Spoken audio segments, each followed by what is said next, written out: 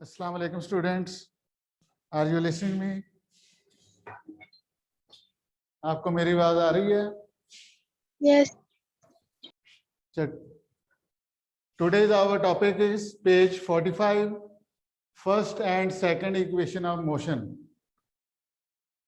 हमने first equation और second equation of motion derive करनी है और उसके लिए ये ग्राफ यहाँ पे मैंने पहले ही ड्रा करके रख लिया है। ये वही स्पीड टाइम ग्राफ है जो कल और जो द डे बिफोर यस्टरडे था उसमें हमने ये किया था कि डे स्पीड टाइम ग्राफ में क्या होता है कि टाइम जो है अलोंग एक्स एक्सिस और स्पीड अलोंग वाई एक्सिस होती है।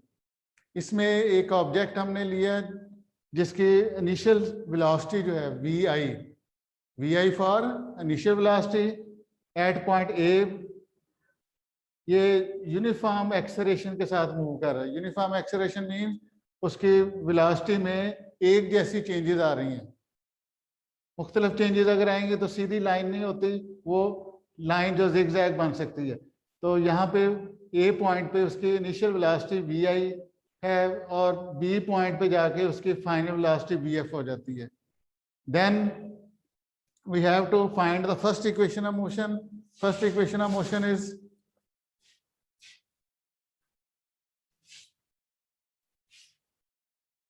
सबसे पहला जो हमारा काम है इसका डाटा यही लिखना है कि यहां पहले ऊपर हमने हेडिंग दे दी first equation of motion.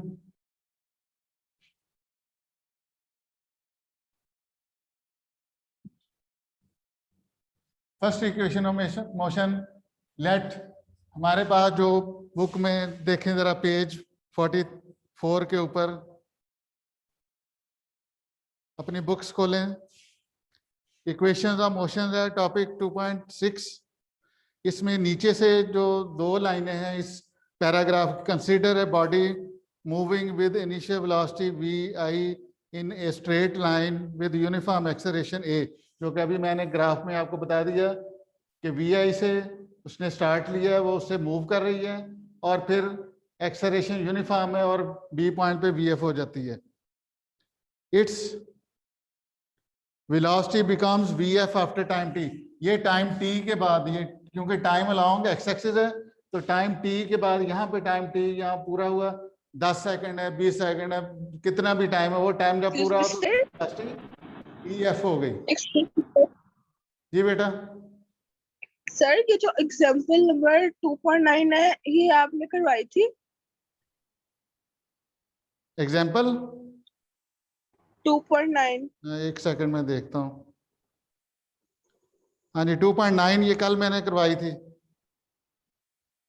Sir इसकी अच्छी से अंडरस्टैंडिंग नहीं हुई।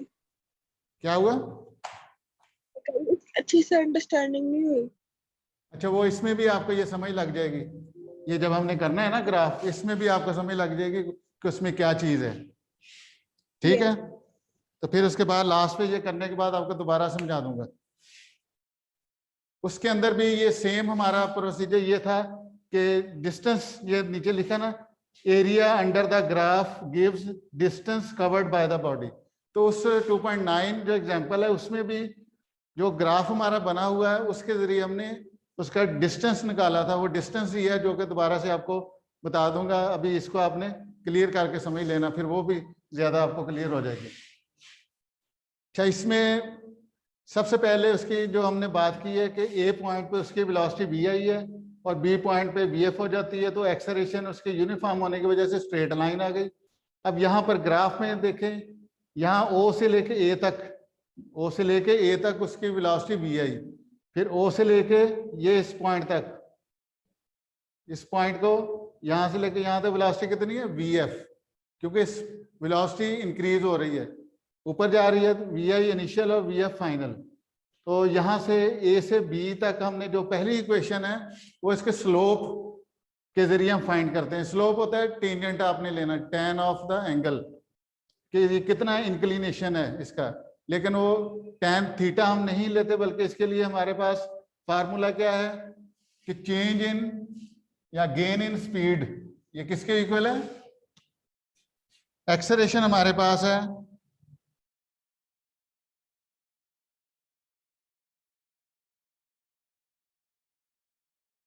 speed time graph for the motion of a body is shown in the figures. Slope of the line AB.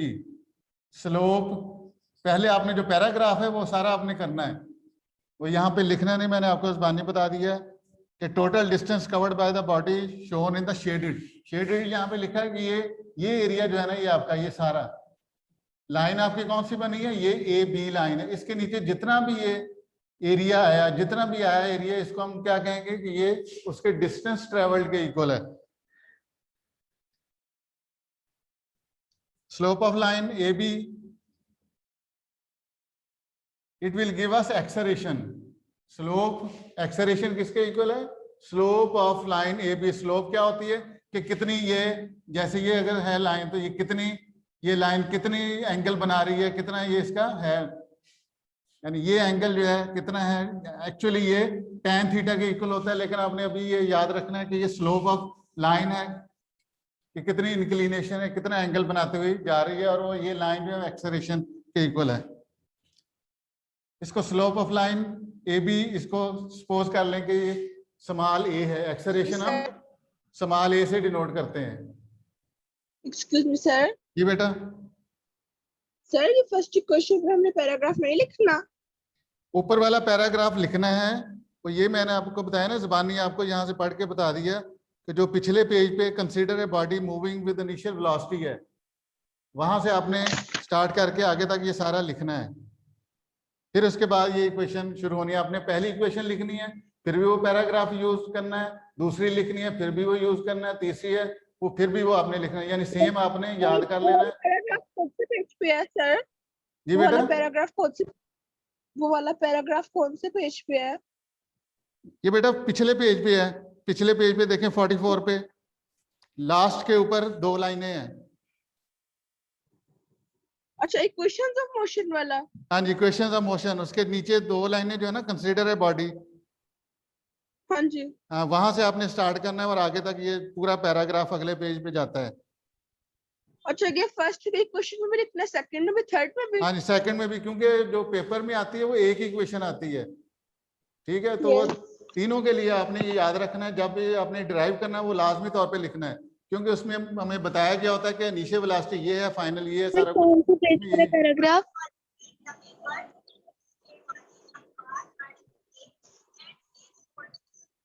अच्छा, अब ये slope of line A B, ये ए बी लाइन की स्लोप किसके इक्वल है, BC over AC। tan theta किसके इक्वल होता है, अभी आपने पढ़ा नहीं है, tan थीटा होता है कि ये perpendicular over base, Pythagoras theorem पढ़ा है, उसके अंदर हम राइट एंगल ट्राइंगल यूज होती है, ये राइट एंगल ट्राइंगल है, इसमें ये परपेंडिकुलर है और ये बेस है और ये हाइपोटेन्यूज है, ठीक है। तो एक्सेलरेशन का फार्मूला ये है कि परपेंडिकुलर ओवर बेस, तो वो हमने BC इसका परपेंडिकुलर आ गया और बेस इसका AC आ गया। अब BC की वैल्यू हमें ये, क्योंकि इन बिटवीन है, 0 से स्टार्ट नहीं हुई, इसलिए क्या है कि यहाँ से गौर से देखना है, यहाँ O से A तक जो है उसकी वेलोसिटी VI है, फिर O से लेके यहाँ इस पॉइंट तक वेलोसिटी उसकी VF है, इसका नाम जो इधर यहाँ से O से लेके यहाँ तक वेलोसिटी VF है, ये VI तो दरमियान में कितनी रह गई, B से C तक VF माइनस VI रह गई, ठीक है। अगर यहां से लेकर यहाँ, इधर दोबारा से मैं बता देता, यहां से लेकर यहां तक वेलोसिटी अगर VF है, ठीक है, और फिर ये दरमियान में यहां से लेकर यहां तक वेलोसिटी VI है, तो बाकी कितनी रह गई, VF माइनस VI, ठीक है बात, कि टोटल वेलोसिटी अगर VF है, यहां से लेकर यहां तक VI है, तो बाकी कितनी रह गई, VF माइनस VI, टोटल में से नीचे वाली माइनस कर देंगे, तो BC आपका इक्वल आया, ये BC equal to BD minus CD, BD में से CD माइनस कर दें डिवाइडेड बाय, और AC की वैल्यू AC जो आपका किसके इक्वल है, AC ये आपके OD के इक्वल है, क्योंकि ये दोनों आपस में इक्वल है, जो AC है और जो OD है वो दोनों इक्वल है, इसको OD भी लिख सकते हैं, ठीक है, दोनों पैरेलल लाइन है, ये पैरेलल, ये दोनों पैरेलल है, तो इसलिए ये और इक्वल भी है, सेम यहाँ पे ये सेम लाइन आ रही है जो कि वाई एक्सिस के पैरेलल है, इस वाई एक्सिस के पैरेलल की वजह से ये दोनों भी इक्वल हो गए, और ये पैरेललोग्राम या रेक्टेंगल हम कह सकते हैं कि रेक्टेंगल है तो उसके अपोजिट साइड इक्वल होती हैं, इसलिए ये अगर AC जो है वो OD इक्वल है, ये T के इक्वल है, तो इसको भी हम T लिख लेंगे। और BD आपके पास है BF और CD VI, VF minus VI over OD time T के इक्वल। ये एक्सलेरेशन है, यहाँ से ये एक्सलेरेशन हमारे पास, इसको हम लिख सकते हैं कि एक्सलेरेशन है, क्योंकि हमने ऊपर लिख दिया कि slope of line AB is equal to a इधर लेफ्ट साइड पे आता है, इधर VF माइनस VI। अब T जो है ये इधर आके मल्टीप्लाई होगा, A multiply by T equal to VF minus VI। तो क्योंकि हमने VF इक्वेशन में हमें VF आता है एक साइड पे, दूसरी साइड पे बाकी ये माइनस VI, लेफ्ट साइड पे आके प्लस VI हो जाएगा, इसका साइन प्लस हो गया, और ये 80 ऑलरेडी प्लस में प्लस 80, इसको रीअरेंज कर लेंगे, VF is equal to VI plus 80 ये हो जाएगा। ये आपके पास फर्स्ट इक्वेशन ऑफ मोशन आ गई, क्वाइट इजी है। फिर इसको अगर हम करना चाहें कि एक्सेलरेशन होती है slope of line AB equal to acceleration, और एक्सेलरेशन ये किसके इक्वल होगी, परपेंडिकुलर ओवर बेस। ये आपके पास ट्राइंगल है ABC बनी हुई, बुक के ऊपर भी आप देखते जाएं, साथ यहाँ से भी देखते जाएं कि ABC राइट एंगल ट्राइंगल है, इसमें परपेंडिकुलर ओवर बेस, परपेंडिकुलर आपके पास BC है, बेस AC है, BC ओवर AC, और BC जो है वो किसके इक्वल है, total VF minus VI, VF minus VI के इक्वल है, उसको VF माइनस VI लिखें और divided by OD time T के इक्वल, इसको क्रॉस में मल्टीप्लाई मैथमेटिकल प्रोसीजर से 80 is equal to VF minus VI left side पे आके plus VI plus 80 equal to VF, तो VF is equal to VI plus 80 हमारी first equation of motion derive हो गई। अभी आप देखें इसमें कोई पॉइंट पूछना है तो ठीक है, ये क्लियर है जी बेटा, कोई पॉइंट पूछना है तो। सर वहाँ पे जो साइड पे आपने VF और VI लिखा है वो आपने इमेजिनरी लिखा है, मतलब यहाँ क्वेश्चन में तो नहीं लिखा बुक पे। हाँ बुक में नहीं लिखा ना, उसमें इधर लेफ्ट साइड पे आपके लिखा हुआ है VI और VF इधर लिखा हुआ है, लेकिन मैंने यहाँ पे समझा दी कि यहाँ से लेके यहाँ तक ये VF है, ये सारा ऊपर तक VF है, और यहाँ से लेके यहाँ तक कितना है VI, तो बाकी दरमियान वाला कितना रह गया, टोटल VF में से VI माइनस कर दें, तो वो मैंने इधर लिखा है, इधर भी VF माइनस VI मैंने लिखा, बुक में नहीं लिखा हुआ, उधर सीधा 80 लिखा ठीक है, है सर। ये लिखा हुआ gain in speed equal to 80 लिखा है, लेकिन मैंने यहाँ पे क्या लिख दिया, VF minus VI gain in speed है, इनिशियल VI थी, फाइनल VF होगी, gain in speed VF minus VI over 80, तो ये इसलिए मैंने ये इसको समझाने के लिए आपको लिख के दिया है। अब इसके बाद हम सेकंड इक्वेशन ऑफ मोशन करते हैं।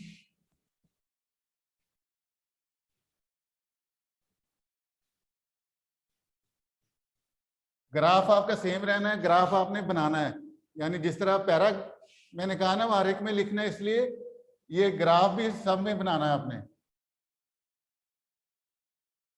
सेकंड इक्वेशन ऑफ मोशन, पहली हमारी इक्वेशन बनी VF is equal to VI, यहां मैं छोटा सा लिख देता हूं VF is equal to VI plus 80, और दूसरी हमारे पास है S is equal to VIT plus half 80 square. अब यहाँ पे जो आपने पिछली एक्सरसाइज एग्जाम्पल का कहा है ना कि वो नहीं समझ लगी, तो उसके यहाँ पे भी थोड़ी सी आपको क्लियरेंस हो जाएगी।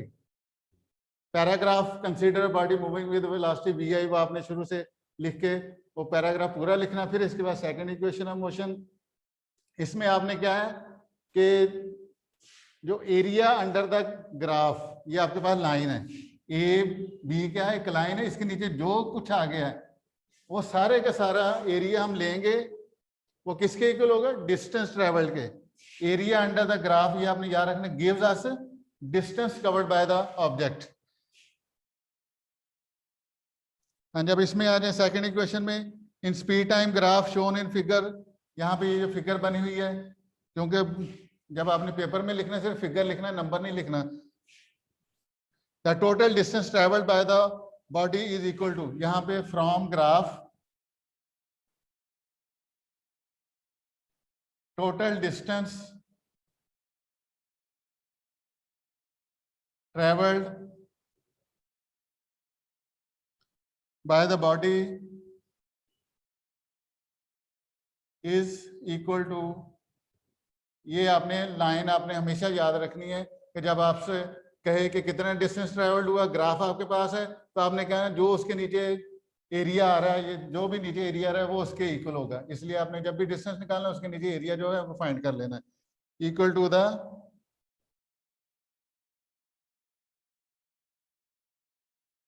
Area under the graph. यहां मैंने यहाँ पे क्या चीज छोड़ी है, अंडर द ग्राफ क्या है, एरिया अंडर द ग्राफ क्या बनता है, ये सारा यहां से शुरू होके ओ ए बी डी, पूरा ये यहाँ से ओ ए बी और डी, ये सारा जो शेड किया ना ये सारा इसके इक्वल है। यहाँ पे हम लिख रहे हैं ओ ए बी डी। अब आपके पास ये बन गई है, कौन सी है ये ज्योमेट्रिकल फिगर, कौन बताएगा, ओ ए बी डी कौन सी ज्योमेट्रिकल फिगर है ये, देखें यहाँ पे जी बेटा, यहाँ पे देखें ये ओ ए लाइन और बी डी लाइन क्या है, ये पैरेलल है आपस में, ओ ए और बी डी पैरेलल है, दो साइडें पैरेलल और दो नॉन पैरेलल हो तो उसको क्या कहते हैं, सर ट्रेपेजियम। जी बेटा इस ट्रेपेजियम फिगर है। ओ ए बी डी देखे ना, ये सारा ये इतना ये सारा ओ ए Yes, बी मैं कह रही डी, हूँ, ये ट्रेपेजियम बनती है। वो जो पिछली 2.9 आप कह रहे हैं ना उसमें भी ट्रेपेजियम बन रही है, उसमें उसकी शेप जो है थोड़ी सी उलट है कि यहाँ पे ये पैरेलल है उसमें और साइडें पैरेलल है,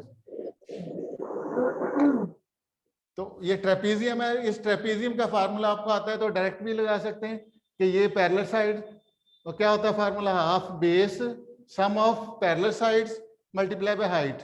पैरेलल साइड्स कौन सी हैं, ओ ए और बी डी, और ये डिस्टेंस जो है ना ये उसकी हाइट हो जाएगी कि ये दोनों पैरेलल साइड के दरमियान डिस्टेंस कितना है वो हाइट होती है, पैरेलल साइड्स के दरमियान डिस्टेंस वो हाइट होती है। इसको हाइट नहीं कंसीडर कर लेना कि ये हाइट है, पैरेलल लाइन ये है और एक ये है, इसके ये इसकी हाइट होगी। लेकिन अगर आपको नहीं पता तो आप इसके दो हिस्से इसके बन गए, एक इसकी राइट एंगल ट्राइंगल बन गई और दूसरी रेक्टेंगल बन गई। इस तरह दो हिस्से करके भी हम अलग-अलग एरिया निकाल के उनको सम कर लेंगे। तो यहाँ पे जो आपके पास बुक में वो यही काम किया गया है।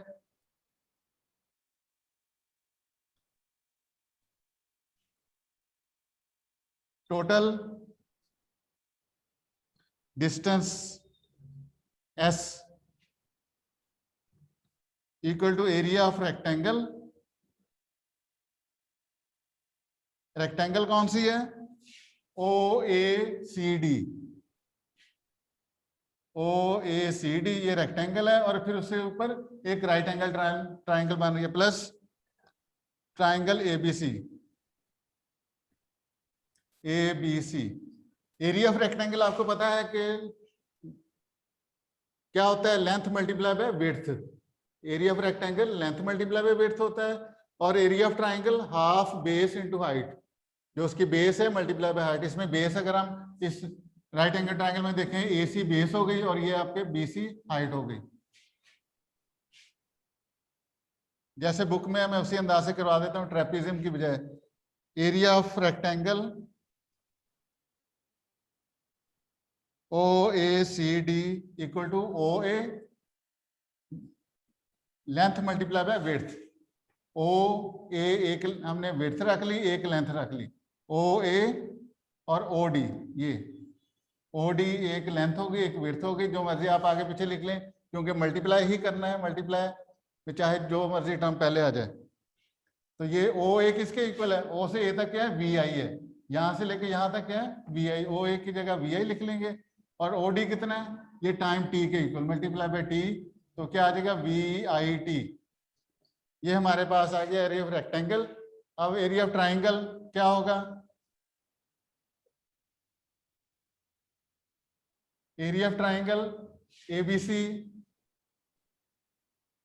1/2 बेस, बेस अब इसको ले लेंगे AC बेस ले लें मल्टीप्लाई बाय हाइट इसकी BC, ठीक है। एरिया ऑफ ट्राइंगल क्या होता है 1/2 बेस मल्टीप्लाई बाय हाइट, तो 1/2 बेस समान हमने AC रखी है, AC हमारा कितना है टाइम T के इक्वल। सर ये जो भी यहाँ पे 1/2 से एक मिनट समझा दें दोबारा से। बेटा एरिया ऑफ जो रेक्टेंगल ट्राइंगल होता है ना, एरिया ऑफ ट्राइंगल का फार्मूला होता है 1/2 multiply by base multiply by height. जिस तरह एरिया ऑफ रेक्टेंगल होता है लेंथ मल्टीप्लाई बाय विड्थ, इसी तरह एरिया ऑफ ट्राइंगल का फार्मूला है 1/2 multiply by base multiply by height. तो बेस इसकी हमारे पास ये है, AC बेस है और BC हाइट है। तो AC की वैल्यू टाइम T है और ये BC की वैल्यू कितनी है, वो टोटल VF माइनस VI के इक्वल है। BC किसके इक्वल हमने इधर देखें फिगर में लिखा हुआ VF माइनस VI के इक्वल। यहाँ इसको BC को हमने AT के इक्वल भी लिखा है, तो इसको AT लिख लेंगे, BC के बजाय AT। यहाँ पे सामने सारा लिखा हुआ VF minus VI equal to AT, तो यहाँ AT लिख देंगे तो आपके पास आ जाएगा 1/2 T multiply by AT, AT square हो जाएगा, AT स्क्वायर। अब इन दोनों वैल्यूज को हम यहाँ पे पुट कर देंगे। टोटल डिस्टेंस किसके इक्वल आ गया जी बेटा, को पूछ रहे हैं? तो S इज इक्वल टू, ये इसकी जगह एरिया ऑफ रेक्टेंगल की जगह VIT आ जाएगा। सर पेज नंबर 41 करते हैं। ये बेटा आवाज आई कम आ रही है। सर पेज नंबर 41 करते हैं। पेज 45 है, 44 45 पेज नंबर 41 करते हैं, वो नहीं करना। 44 और 45 है बेटा इधर मेरे पास। तो सर वो पूछिए 41 कट है। हाँ जी, वो 41 में देख लेता हूँ, पहले इसको आप समझ लें, ठीक है ना। वो बैक मुझे जाना पड़ेगा पिछले पेजेस पे। ये आ गया आपके पास हाफ AT स्क्वायर, VIT है, VIT plus half AT square, VIT plus half AT square हो जाएगा। ठीक है, ये दोबारा से हमने फार्मूला अप्लाई कर दिया। कौन सा फार्मूला? ये ऊपर ये हमारा था distance S equal to area of rectangle OECD plus triangle ABC। तो हमने यहाँ पे एरिया ऑफ रेक्टेंगल VIT लिख दिया और half AT square area of triangle आ गया। यहाँ देयरफॉर, ये इस तरह हम 3 डॉट्स लगाते हैं ना, अगर 2 डॉट नीचे एक ऊपर है उसको देयरफॉर कहते हैं। अगर 2 ऊपर हो जाए और नीचे एक हो जाए तो इसको सिंस कहते हैं। ये आपने याद रखना मैथमेटिकल लैंग्वेज में। तो हमारे पास ये सर? जी बेटा। सर पेज नंबर 40 से लेके 45 तक सिर्फ पेज नंबर 44 कट है। मैं बेटा आपको बताता हूँ। इसके यहाँ पे आप लिख सकते हैं फ्रॉम 1 2 3। ये 1 2 3 से हमारे पास 1 में था formula area of rectangle plus triangle, और 1 2 में आपके पास आया एरिया ऑफ रेक्टेंगल की वैल्यू आई है और ट्राइंगल की वैल्यू 3 में आई है, तो उनको हमने पुट कर दिया, तो ये आपके सेकंड इक्वेशन बन गई है। हाँ जी, अब ये देखें यहाँ पे आपके जो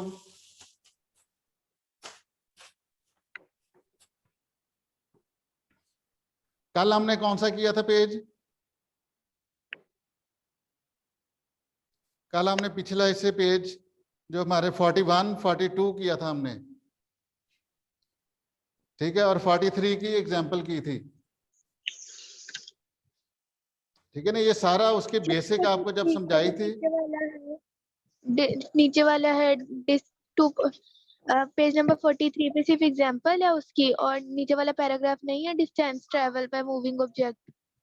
हाँ जी, 44 में डिस्टेंस नहीं, ट्रेवल्ड बाय 43 मूविंग, में। बेटा ये डेफिनेशन है। डिस्टेंस ट्रेवल्ड हाँ बाय जी। मूविंग ऑब्जेक्ट क्या है, यही आपको बताया ना, area under the graph gives the distance covered. तो ये यही चीज इधर लिखी हुई है, ये आपने याद रखनी है। द एरिया अंडर है, सर जो एग्जांपल है हाँ जी, वो 44 मैं पे करवा देता हूँ। पहले ये बताएं कि ये आपको क्लियर हो गया सारा। यस। ठीक है, मैं इसकी ये यहाँ पे उसको दोबारा आपको समझा देता हूँ। हाँ जी sir. Excuse me sir, take a sir. 11:25 KD class है, मेरे को बुक तो कोई भी नहीं आया।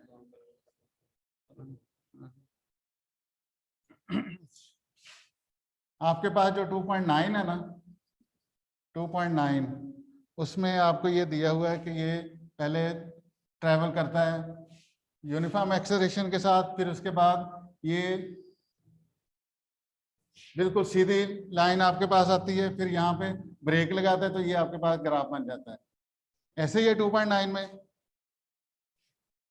तो ये जो आपके पास ये जिस तरह इसकी ट्रेपेजियम बनी, इसी तरह इसकी ये ट्रेपेजियम है।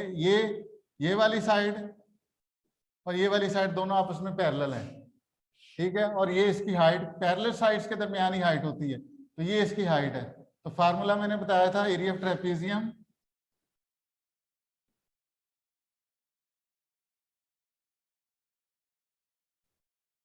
One over two sum of parallel sides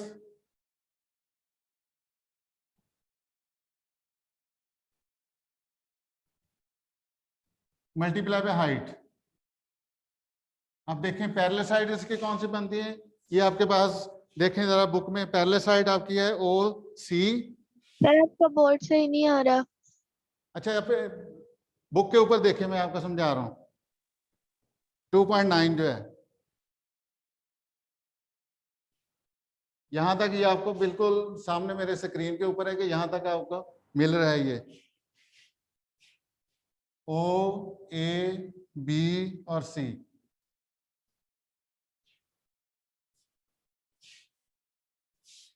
नहीं सर आ गया सही, अब सही हो गया।